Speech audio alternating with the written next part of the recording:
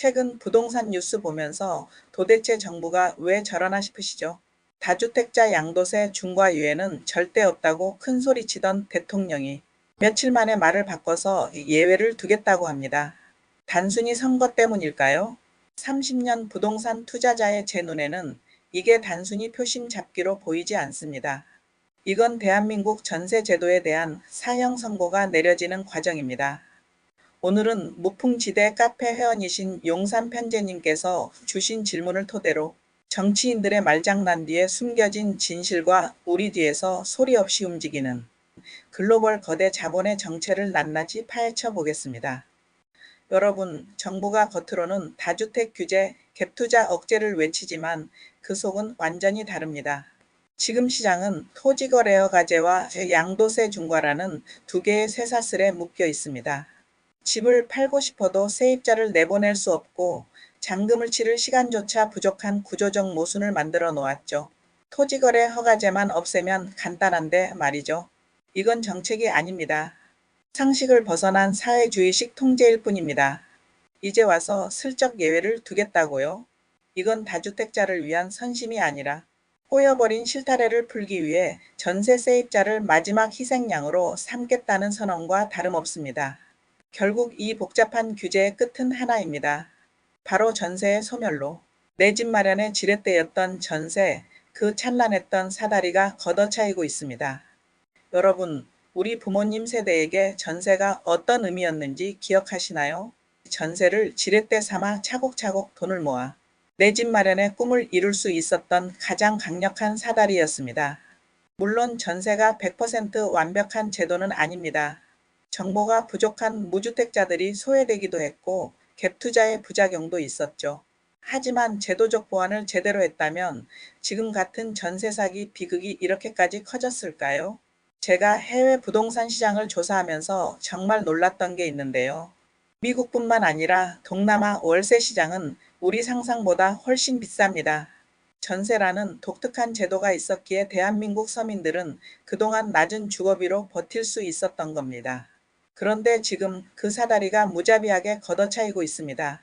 전세가 사라진 그 빈자리에 무엇이 들어오고 있는지 아십니까? 바로 글로벌 거대 자본의 월세 공세입니다. 제가 이번에 조사하면서 정말 소름 돋는 사실들을 확인했습니다. 이름만 들어도 아는 세계적인 자본들이 이미 한국 주택 임대 시장을 소리 없이 싹쓸이하고 있습니다. 블랙록은 이제 건물 투자를 넘어 데이터 센터와 수도권 핵심 요지의 인프라를 장악하고 있습니다. 하인즈와 모건 스탠리 그리고 지웨롬스 같은 브랜드를 들어보셨나요?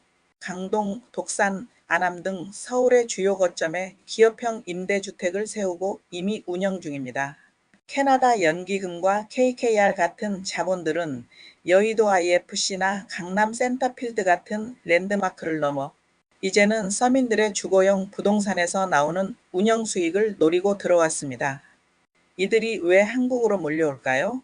전세 제도가 무너지고 월세 시대가 열리는 지금이 그들에게는 수익률 최고의 블루오션이기 때문입니다.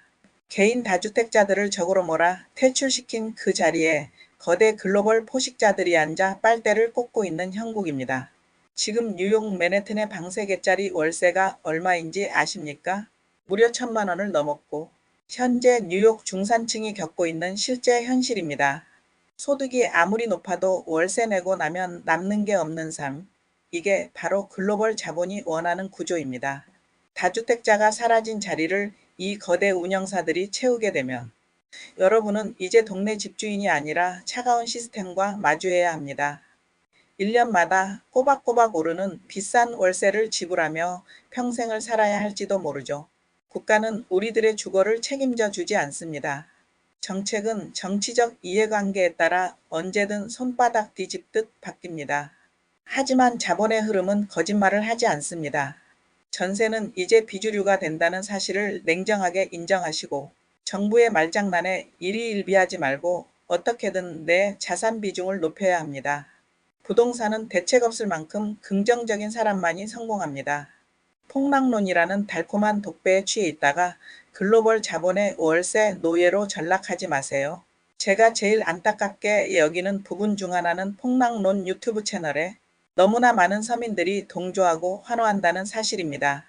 집값이 오르는 것은 가치가 오르는 것이 아니라 화폐 가치가 떨어진 원인임을 빨리 알아차려야 합니다. 내 집 마련이 꿈은 국가가 주는 선물이 아니라 여러분의 결단과 용기가 만드는 것입니다.